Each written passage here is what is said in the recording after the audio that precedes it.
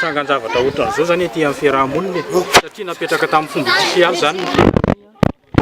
atsony ny olona ny tena amin'izay trangan-javatra ohatran'izao zavatra izao ka efa nisy ihany zany teo aloha efa nisy trangan-javatra ohatran'izay dia efa nadefa ihany atatitra tany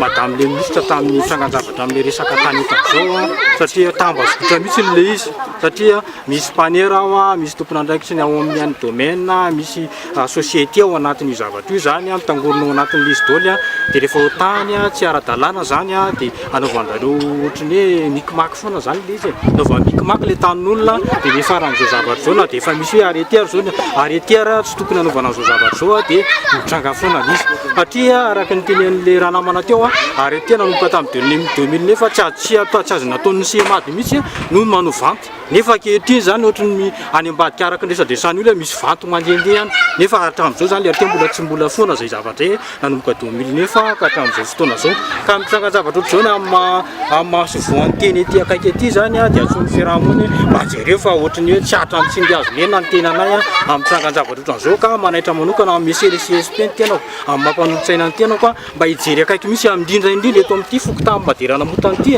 satria efa tena betsaka le problème amin'seto zany ka mba manaitra akaiky amin'izay zavatra raha mba mahita an'izao trangan-javatra zao ihany izy dia manaitra anazy tena satria zay moa mifampiresaka foana zany isaka misy fiarahanay fivoriana sy ny karaza dia mifampiresaka zay fa mino fa mety ho hitany amin'izay zao trangan-javatra zao